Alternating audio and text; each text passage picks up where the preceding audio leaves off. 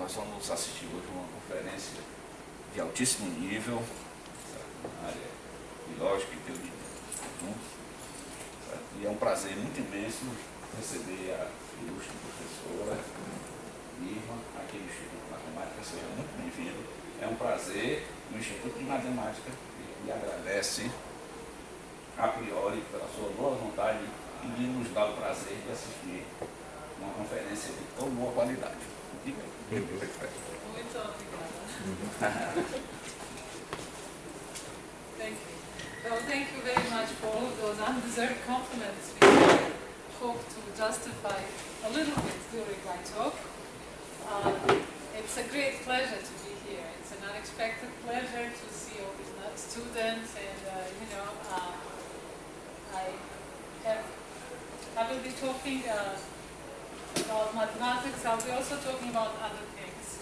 Samuel suggested that I talk a little bit about perspectives for young people in Europe, just to somehow compare how it is here, how it's there, and maybe to make some collaborative effort. So there will be something for everybody. There will be some proofs for those of you who like proofs in set theory, but there won't be too many, so those who do not, but who are not in the subject, do not feel that you will be overwhelmed by this. My talk is actually made longer than what my actual talk will be 50 minutes or so. But my slides are for 90 minutes because I wanted to present more so that Samuel could put this on his website or something so students could consult the details that we will not have time to cover in the talk. So don't be scared about the number of those slides. We will maybe not go through it. Okay. So the plan of the talk is to give you some ideas of open problems in set theory. If I understand correctly, you have now the honor of being the first Bahia university that can offer PhD in mathematics. So this is really excellent and an exciting moment. So I thought it might be good for those who are thinking about the PhD to hear what are open problems in mathematics in this domain. Okay, but first things first. Let me first thank your beautiful country for welcoming me here. And we have pictures of some of my favorite Brazilians. There are, of course, many others. This is a certain architect that has been Brasilia, but is also built, perhaps not so much known in Brazil. He also built many things in France, including the building in Bobigny, okay, which you might see every day in your life. And of course, your government, which I'm very much admirative of. So your President Lula and his successor Dilma, I think everybody in Europe is looking very much up to Brazil these days.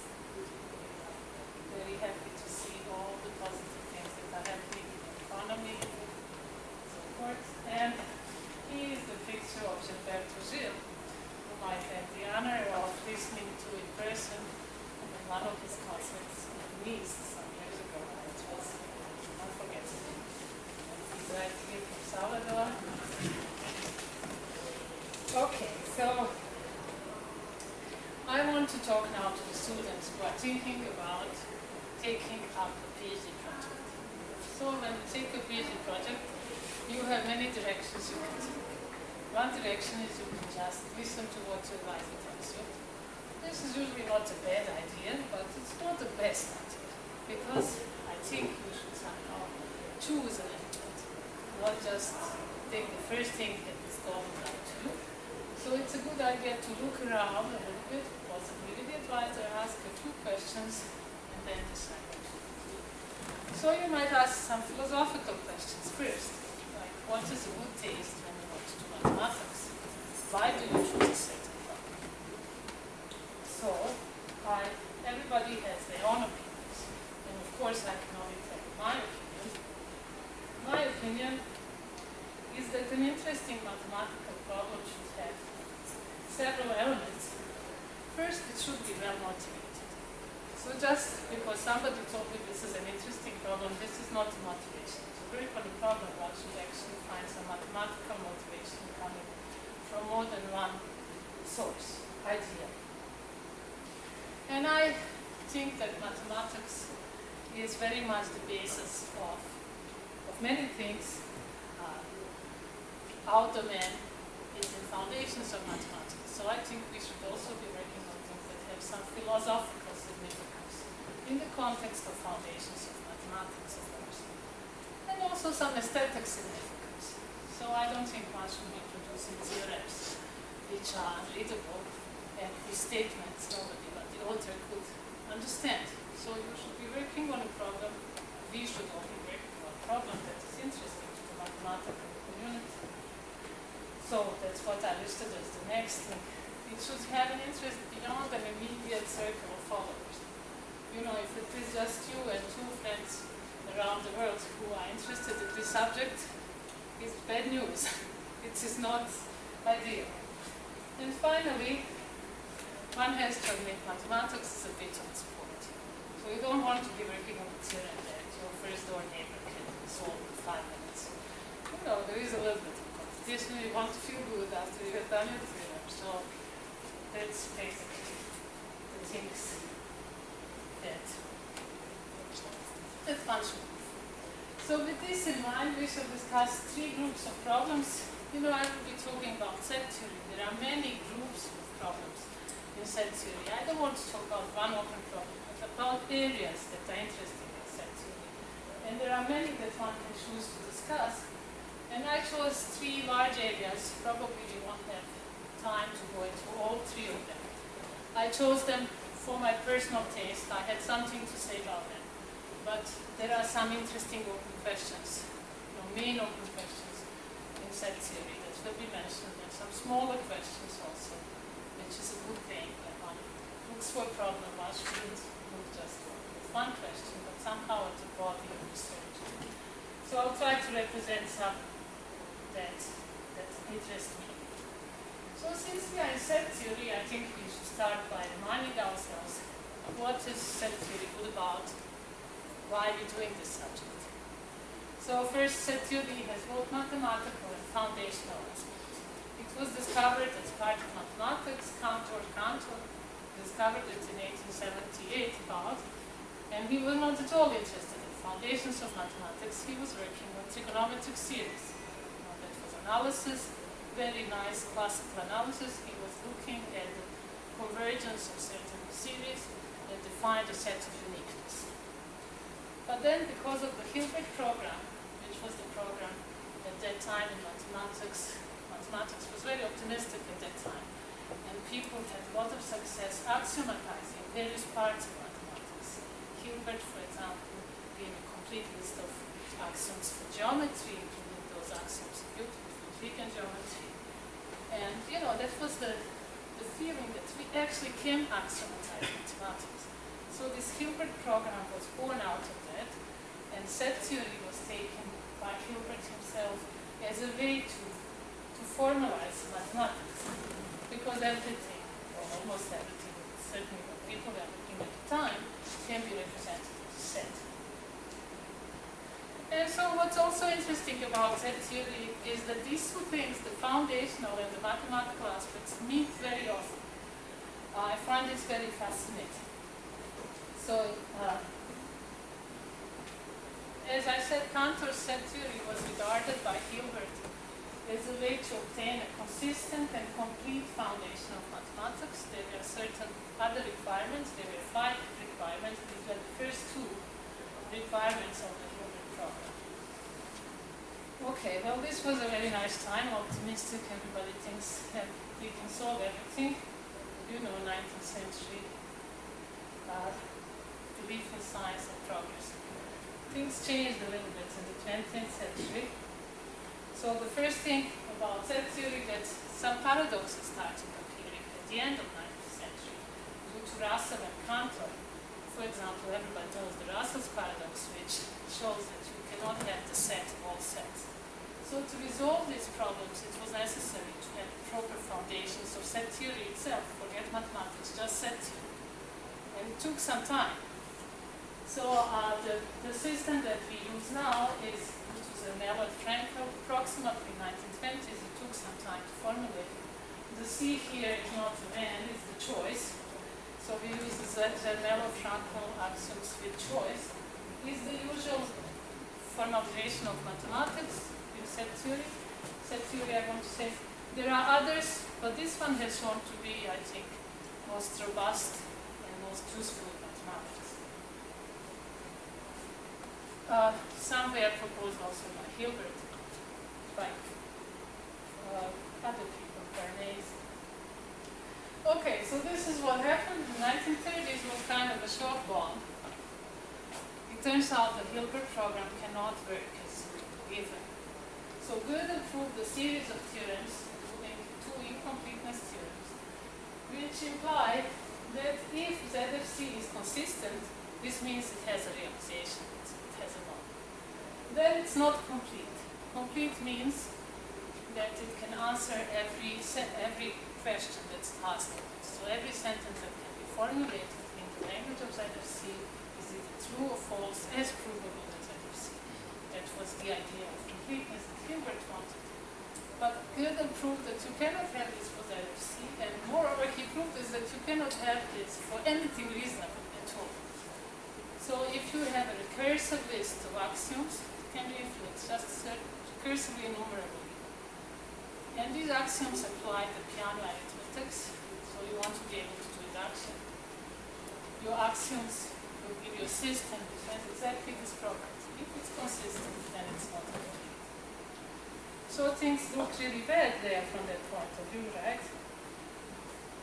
If there is any realization of a system, then there is a sentence which you cannot prove or disprove. So this is true of any reasonable system, and somehow this looks like the end of the Hilbert's program big time. Okay. And what's amazing enough about Z theory is that, in fact, a witness for this incompleteness, a concrete witness, is provided by one of the first statements that was considered seriously in Z theory, which is the continuum hypothesis. So Cantor obsessed about this continuum hypothesis, which says, is there something to write with? I have it. Oh, okay. Wait. Great, thanks a lot. Okay, so what's the continuum hypothesis? In fact, there was a continuum hypothesis in mechanics before this one, but ours took over, and this is what you call continuum hypothesis. It was formulated by Cantor. So Cantor looked at the natural numbers, and we look at the real numbers, and of course both of them are infinite sets, and he showed that they are not bijective. So there is no bijections between these two. Moreover, you can look at some other sets like the rationals, irrationals, all kinds of sets, and he always was able to show if you take an infinite subset of the reals, any one that he picked up, either it's bijective with R or with N. So the question becomes, can you find a subset of R which is infinite and is not bijective either with N or with R? And the statement that you cannot find such a set is not based on continuum hypothesis. It has many equivalent definitions, and it also can be phrased in terms of the arithmetics of infinite cardinal numbers. It says the power set of n, which is known to be bijective with R, and which has size 2 to the power 0, is exactly the first cardinal number, which is uncountable, which means it's not bijective with n. So there is nothing between n and R. So there's a continuum hypothesis, and poor Cantor was driven to the mental asylum by this continuum hypothesis, because he first thought he proved it, then he realized he didn't prove it, and there were several people who thought about this. There were some quite nice moments, for example, the presentation of Koenig at an international congress where he claimed that Cantor was wrong and that he proved the continuum hypothesis. So there was lots of stuff that somehow went on for like 20 years. They couldn't find out if this continuum hypothesis is true or false. And amazingly enough, it turns out it's neither true or false in set theory. You cannot prove that it is true, or you cannot prove that it is false. It's just a specific witness for the incompleteness of ZFC axioms. And this follows from the work of Cohen in 1963, who introduced a method that we call forcing. And this method is basically this: if I give you a model of set theory, when I say set theory, I mean the axioms of ZFC, then I can turn that into another model, a little bit bigger. And in this one, the set theory is true, but the continuum can have any value you like, basically. All of 17, for example. So you can just violate this continuum hypothesis. You can also prove it. In some models it is therefore false, and in some others it's true. And hence we have complicators. Okay, so somehow this method of forcing was both very positive and very negative for set theory. So first it was positive because it was so unusual to build new models of things of this kind. There's a lot of logic going on. You know, we don't even know if we have one model. So it's kind of hard to understand this method when we see it first. And so Cohen got Fields medal, people were excited about this. And then, you know, many people started working on this subject and proving that all kinds of statements are like this, independent, as you see. We cannot show the truth or the falsity of these statements. And, you know, some of these statements come from analysis, some come from algebra, from various parts of mathematics, and it turned somehow for a long time that whatever you can say about uncountable objects is actually dependent. So, you know, it was in a sense also a demise of set theory, in some sense, because it started to look like that, you know, that we shouldn't be looking at these objects because we cannot say anything about them.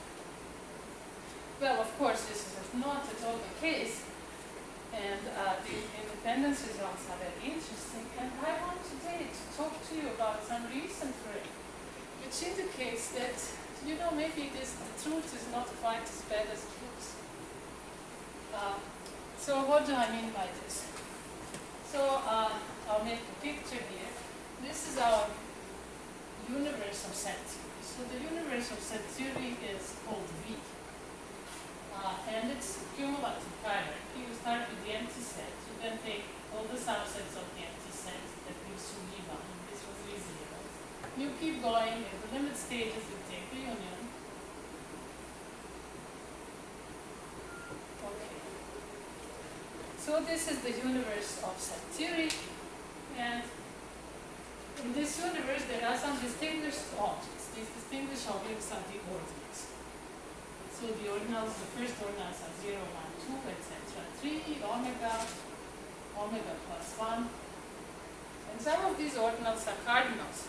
So the cardinals are those ordinals that are not bijective with any ordinal.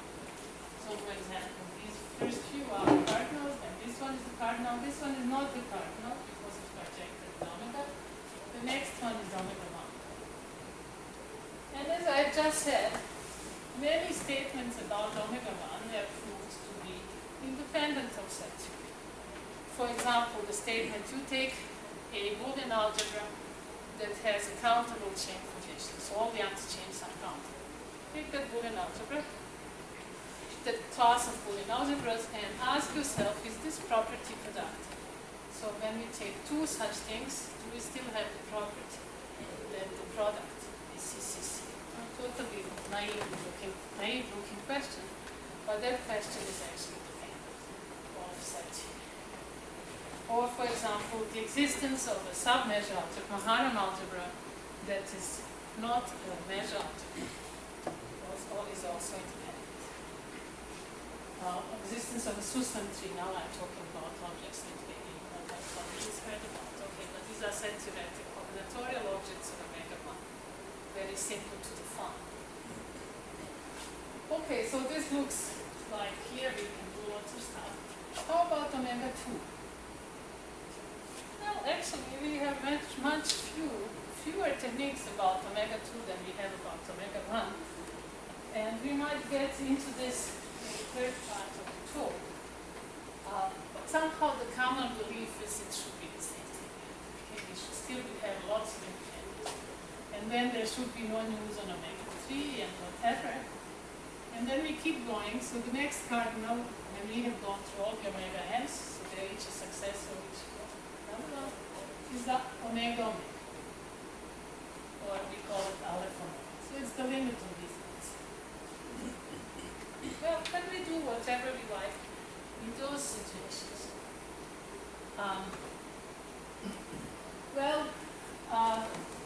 I will now try to convince you that the ZFC axioms somehow catch their tail when they get to this kind of cardinals. These cardinals are called singular cardinals. What is singular about them? This is quite a huge guy. It is bigger than aleph 1, so it's bigger. It's not only uncountable, but it's really seriously uncountable. It's aleph 1, aleph 2, etc. So it's a big, big cardinal. But you can reach this cardinal by a sequence of rather short length. So it's a limit of omega 1, omega 2, omega 3. You just need omega many steps. So such cardinals are called singular.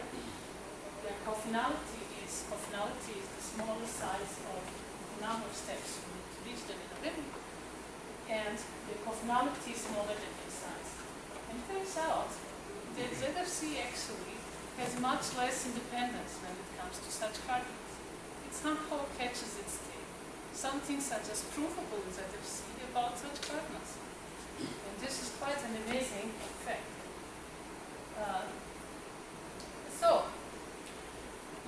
We'll talk about that, some other things as well. So I'll just put some questions here that are facing set theory today. So one question that I've alluded in this informal presentation is how important is the incompleteness? Can we catch out there somehow? Can we still have a picture of the universe? What's the universe? I don't know what people's philosophical beliefs are in this room. I'm a deeply committed Platonist. For me, there is a universe of mathematics. I don't know if it has 0-1 logic, if everything is true or false in it, maybe it has quantum logic, but there is a universe of mathematics, and the way that I see set theory is trying to model this universe of mathematics. So somehow, for me, all these incompleteness theorems say that, well, we have our model V, but mathematics is bigger than that, and we cannot reach it. Well, it's not such a big surprise. So we face this question in both mathematical and philosophical ways. And there is also a question of how far we are ready to go to avoid this incompleteness. For example, there is a heart of set theory. It's called L. It consists of constructible sets. What are constructible sets? Basically, constructible sets are those sets that you can define by formula. So if you are a working mathematician, basically any set you will ever see is constructible set because you have constructed it in some way. So this is L. This is always present as a sub-universe of any model of sets. You know already it's unique. So for example, if you are ready to only work with such sets, then many of these problems disappear completely. L calculates exactly the values of the cardinal exponentiation. It knows that 2 to the power of 0 is equal to aleph 1, etc. So,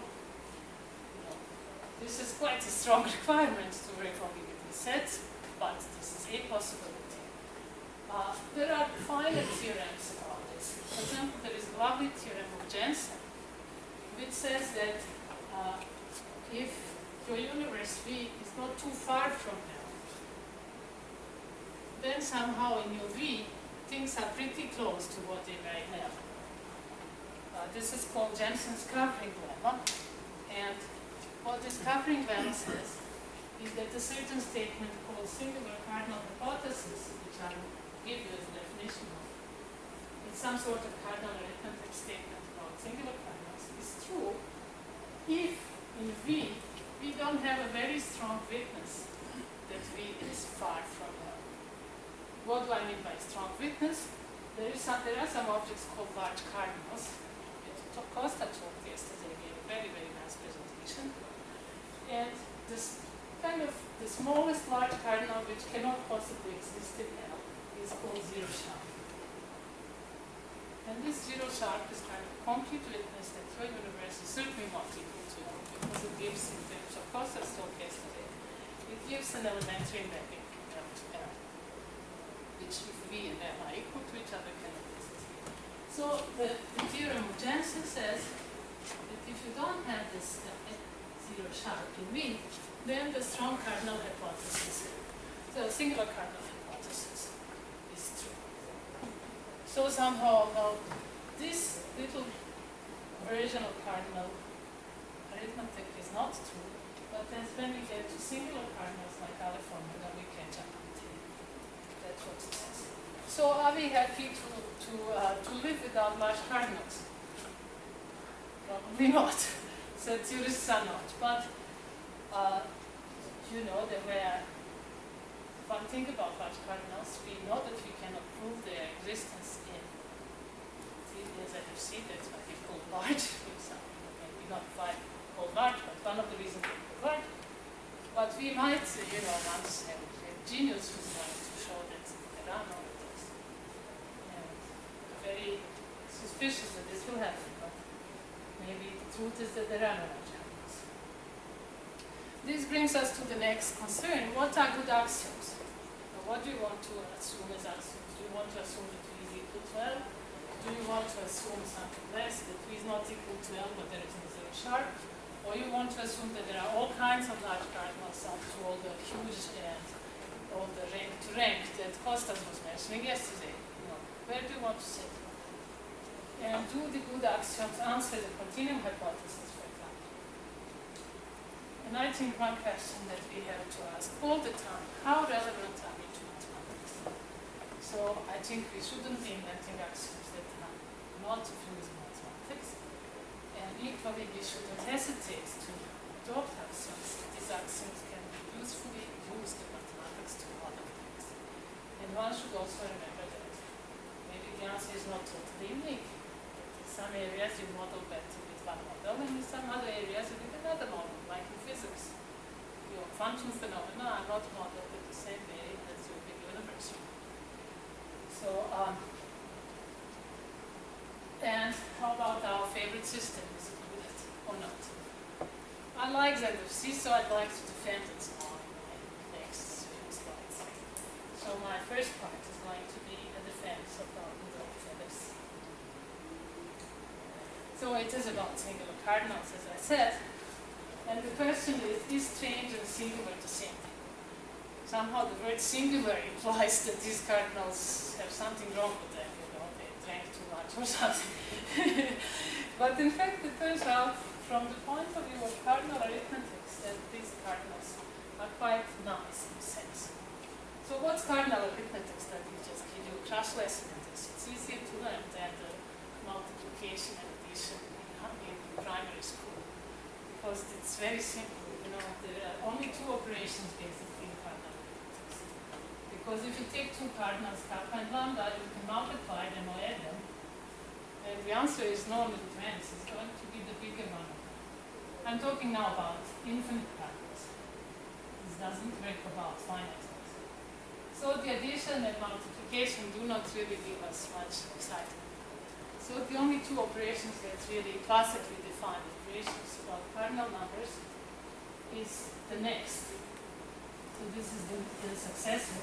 The next above is called kappa plus. And the size of the power set of kappa, which is called 2 to the kappa. And we know that both of these are clearly larger than kappa. And we also know that 2 to the kappa is always greater or equal than kappa plus, following from this. So the question that is known as generalized hypothesis is that for all kappa to the kappa is equal to kappa plus. So that's something generalized in this thing. Because this one says 2 to the other 0 is equal to other 0 plus. And one can study various versions of this statement. And this singular cardinal hypothesis, of which I talked about, is an instance. So we'll talk about that singular cardinal hypothesis. And everybody knows that the combinatorics of singular cardinals is strange. So now we're going to defend it, as I said. to see if it's really strange or not. And we shall be interested not only in singular cardinals, but also in their successors. Well, our thesis is that the ZFC actually provides a good basis for studying the region of singular cardinals and their successors, in the sense that there isn't too much independence. There is a little bit of independence, but there are some bounds. And how big are these bounds is a very interesting question. So let me give you some properties of singular cardinals which make them different than the regular cardinals. So there is this phenomenon which is called singular cardinal compactness. So some of you might have heard of the famous Whitehead problem. So the Whitehead problem is about finding groups that are not free, but their smaller subgroups are all free. So the smaller subgroup can be generated without any equations, but the whole big subgroup cannot. It's called the Whitehead group, and the existence of such a group of size R(1) was a big old question that was resolved by Simon Scheller using SETI, which he showed that this is independent. But he showed that when you go to a singular cardinal, you cannot get such an example. So if you take a singular cardinal, any group that's almost free, it means of every subgroup of smaller size is free, it's also free. And this is not only for groups, it's for a rather large class of objects.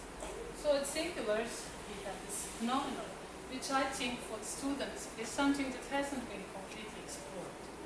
He has this very nice general definition of freeness, which I don't think was worked on sufficient. Okay. Then there are some principles. Okay, so let me just say for those who do not know, L, in this universe L, there are some very nice combinatorial principles. So not only the GCH holds, but also some things which are nicer than GCH holds. I mean, the existence of some nice objects which have nice properties. For example, the square that I wrote here. Square is on a kappa is a sequence like this: C alpha, alpha limit less than kappa plus, and what you have is that C alpha is a cloud in alpha. The order type of C alpha is enclosed kappa, and they agree, they are cohere. So if beta is a limit point of C alpha, then C beta is a C alpha intersected with beta. Is there some eraser here, by the way? Oh yeah, here. Okay, so that's a square. And this principle is very much related to the existence of large cardinals. And for example, if you want to know if your universe has some large cardinals, you can use this principle as a test. So there is, using inner model theory, one can prove that in the absence of large cardinals, this principle holds for all singular kappa. So for all singular kappa, unless we have large cardinals, we are actually in this absence. And to kill a very weak version of this, which is equivalent to the existence of a special Arnstein tree size kappa plus, we need a wooden cardinal. So we need to find a large cardinal. Okay, then I promised you the statement of the singular cardinal hypothesis. So it has several different equivalent formulations. I chose the one which I think is the simplest to explain.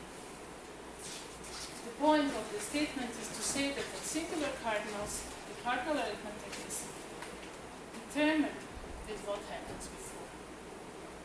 So, for example, with the verb of Cohen here in forcing, you can have, you take any number of regular cardinals you like, and you can, as Poonen says it, monkey around the powers of regular cardinals. You can have, for example, a universe V which satisfies that 2 to the aleph 0 is aleph 17, and 2 to the aleph 1 is aleph omega 1 plus 1 plus 35, something like that. Okay, you can do whatever you like, and not only with two candidates, with any, even plus many candidates, preserving some basic requirements, which I want.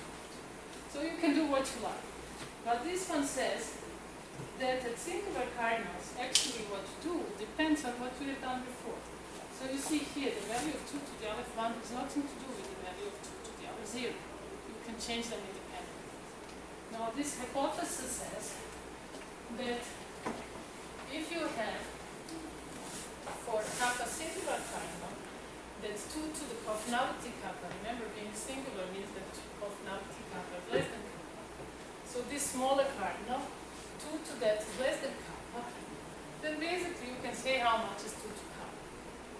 To the extent that the most important information about 2 to kappa is contained in kappa to coffinality kappa. And this has to be equal to kappa. So this is the statement, and what do we know about it? It's not true in ZFC, and it's actually not easy to show that it's not true in ZFC. It's, to show that such things are not true, you would use some forcing argument. But because there is this Jensen coupling lemma, which I told you that if you don't have a large cardinal that this holds, if you want to violate this, then your argument has to include some large cardinals. So for this kind of argument, we have to use both large cardinals and forcing. And for it to violate this SCH, Magidor provided a model. This was the PhD thesis of Magidor. One of the most legendary, beautiful papers in set theory, I recommend it, in which he proved that it's possible not to have singular cardinal hypothesis.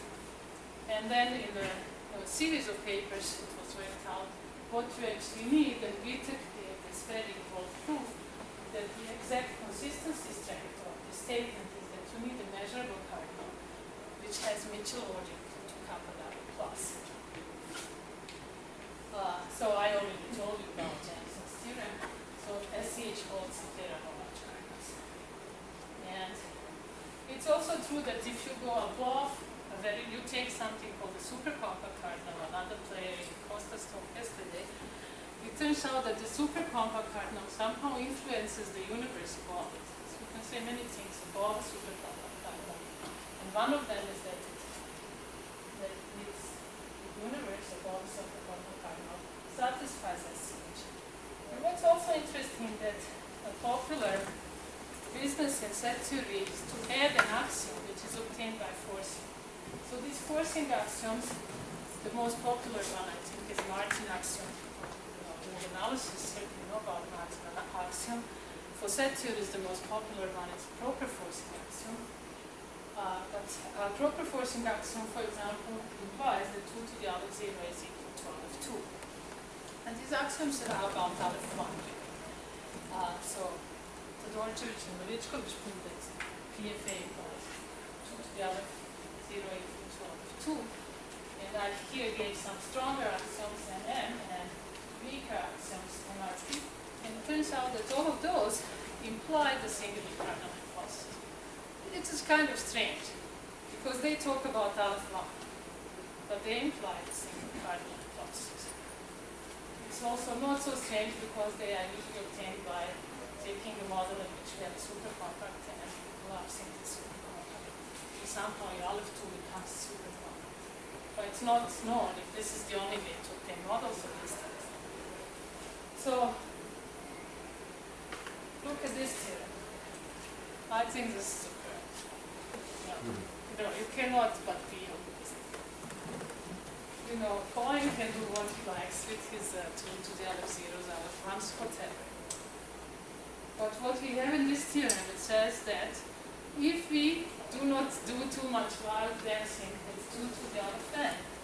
So every 2 to the alpha n is less than alpha omega, then 2 to the alpha omega is actually bounded in ZFC. Okay, the bound is not particularly interesting. It's a cardinal alpha omega 4. That's a big cardinal. It's a bound. So somehow it says that this singular cardinal hypothesis, although no, it's not true in ZFC, to some extent it is true. So this theorem due to Sherlock in 1980s was discovered using another new cardinal arithmetics. He introduced two operations of cardinal arithmetics called pseudo-power and pseudo-coffinality. in the theory known as PCF theory and prove this theory. Okay, so this is all great. Have you been listening enough to the cardinal arithmetic? I'm wondering, are you asking yourself, is in set theory anything else? Is there anything else in set theory but cardinal arithmetic? Well, let me put to it ease. That's exactly what I want to talk about. Something a little bit more combinatorial than just cardinal arithmetic. So I'm going to show you some theorems now, which indicate that not only Sherlock's theorem is true, but actually all kinds of combinatorial properties of singular cardinals can be determined with NFC.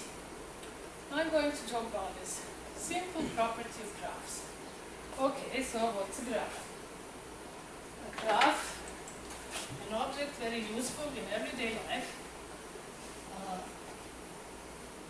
is an object which records relations among objects. So you have some bunch of objects, you can think of them as telephones or people or numbers, whatever, and you record which two of them are connected. And that gives you a graph. So example, this gives you. And what we would like to know in this problem of universality of graphs, we would like to look at the relation when one graph embeds into another. So we have some function f, such that it preserves the relation of edges and the relation of non-edges. So for example, this graph here embeds into a bigger graph, like this, with the obvious effect. So the kinds of things that we look for in set theory is you have a class of graphs of fixed cardinality, and you would like to know in the universality context what's the smallest family such that you can embed all the graphs into at least one element of this family. So that's the universality. And we'll be interested only in uncountable cardinals. Take a cardinal larger equal than -1, and we consider embeddings like this, which preserve edges and non-edges. Call this graph G, this one H. So in this context, G is less or equal than H. So you can think of this as some sort of quasi-ordered class of graphs. And we are interested in the smaller size of the dominating family. So we're looking for all the graphs of a certain size kappa, and now U kappa is the smallest size of the universal family, the dominating family. So it's some subfamily of this kind.